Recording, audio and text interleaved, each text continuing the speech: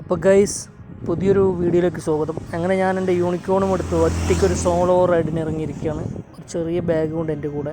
അപ്പോൾ ഞാനിന്ന് പരിചയപ്പെടുത്തുന്നത് എൻ്റെ നാട് തന്നെയാണ്, മറ്റൊരു സ്ഥലവുമല്ല. എൻ്റെ നാടായ എലവഞ്ചേരി തന്നെയാണ് ഈ കാണുന്നത്. ഒരു ചെങ്കൊടി പാറി പറക്കുന്നുണ്ട്. ഇതൊരു രാഷ്ട്രീയ പോസ്റ്റൊന്നുമല്ല, അവിടെ കാണാൻ നന്നായിട്ടുണ്ട്, അതുകൊണ്ട് പറഞ്ഞെന്നുള്ളൂ.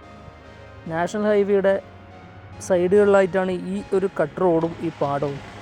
അവിടെ ചെണ്ടുമല്ലികൾ ധാരാളം പൂത്തു നിൽക്കുന്നുണ്ട് ഈ വേനൽക്കാലത്തും. റോഡിൻ്റെ സൈഡ് അവിടുത്തെ ഏതോ പാവപ്പെട്ട ജനങ്ങൾ കൃഷിക്കാർ കൊണ്ട് വെച്ചാണ്, കാണാൻ ഒരു ഭംഗി ഇരുന്നോട്ടെന്ന് പറഞ്ഞിട്ട്.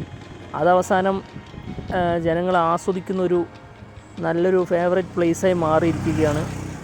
ഇതിലൂടെ ബസ്സും വാഹനങ്ങളൊക്കെ പോകുന്നത് കാണാൻ വളരെ വളരെ വളരെ ഭംഗിയുണ്ട്. അതുകൊണ്ട് തന്നെ ഈ മറ്റു ജില്ലകളിൽ നിന്ന് വരുന്നവർ പലരും ഇവിടെ വാഹനങ്ങൾ നിർത്തി ഇതൊക്കെ ആഘോഷിച്ചൊരു ഫോട്ടോ വീഡിയോ ഒക്കെ എടുത്ത ശേഷമാണ് പോവാറ്.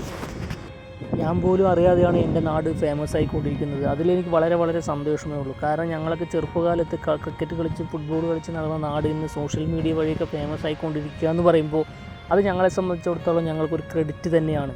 കാരണം ഞങ്ങളുടെ ഗ്രാമമൊക്കെ ഇത്ര ഭംഗിയുണ്ട് എന്ന് പുറംലോകം അറിയുമ്പോൾ ഞങ്ങൾക്ക് വളരെ സന്തോഷമുള്ളൊരു കാര്യം തന്നെയാണ്. കാരണം രണ്ട് സൈഡ് പാടങ്ങൾ, അതിൽ നടുക്കൊരു റോഡ്. കൊല്ലങ്കോട് പോലെ അല്ലെങ്കിൽ ഇടുക്കി മൂന്നാർ പോലെയൊന്നും അത്രയ്ക്ക് ഫേമസ് അല്ലെങ്കിലും അത്യാവശ്യം ഒരു ഫേമസായ സ്ഥലങ്ങൾ തന്നെയാണ്. അതിവിടെ വന്നിട്ടുള്ള ആ ജനങ്ങൾക്ക് നല്ലപോലെ അറിയാം.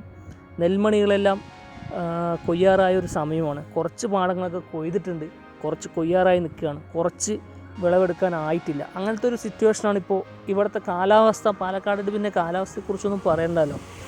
വളരെ ചൂട് കൂടിയൊരു ജില്ലയാണ്. അതേ ചൂട് ഇപ്പോഴും അനുഭവിച്ച് വരുന്നുണ്ട്. 40 ഡിഗ്രി സെൽഷ്യസ് എല്ലാം എത്തിയെന്നാണ് പറയുന്നത്. അപ്പോൾ ഞാൻ ഈ പാടങ്ങളുടെ നടുക്കുള്ള ഒരു വരമ്പിലൂടെ ഇങ്ങനെ നടന്നു പോയിക്കൊണ്ടിരിക്കുകയാണ്. നിങ്ങൾക്ക് ഓരോ കാഴ്ചകൾ കാണാൻ. അപ്പോൾ ഇതാണ് ഇപ്പോഴത്തെ പഞ്ചയുടെ അവസ്ഥ. ഏകദേശം കൊയ്ത്തിന് പറ്റിയൊരു ടൈം തന്നെയാണ്. നടുക്ക് ലക്ഷണമൊത്തൊരു പനയും നിൽക്കുന്നുണ്ട്. അപ്പോൾ ഞാൻ വീഡിയോ എടുക്കുമ്പോൾ ഒരുപാട് വാഹനങ്ങളൊക്കെ ഇതിലൂടെ പോകുന്ന സൗണ്ടൊക്കെ ഡിസ്റ്റർബൻസ് ആകുന്നുണ്ടെന്ന് അറിയാം. അപ്പോൾ എൻ്റെ കയ്യിൽ മൈക്കൊന്നുമില്ല. അപ്പോൾ ഞാൻ മൊബൈൽ വെച്ചൊരു ചാനൽ തുടങ്ങിയാണ് 2025 സക്സസ് ആകാൻ വേണ്ടിയിട്ട്.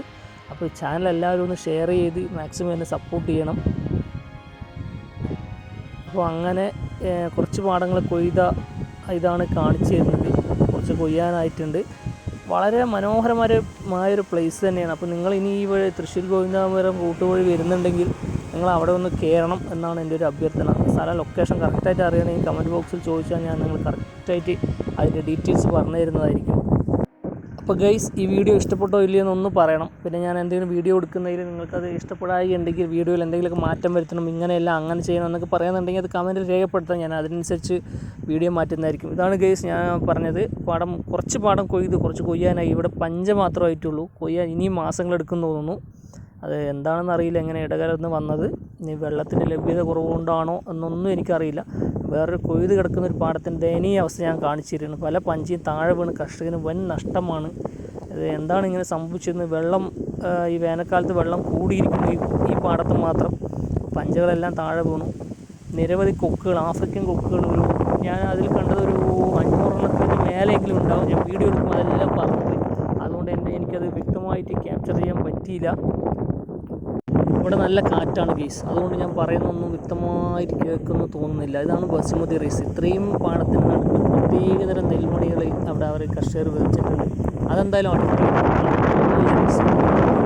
റൈസാണെന്ന് പറയുന്നുണ്ട്. പിന്നെ വേറൊരു തരം റൈസാണെന്ന് പറയുന്നുണ്ട്.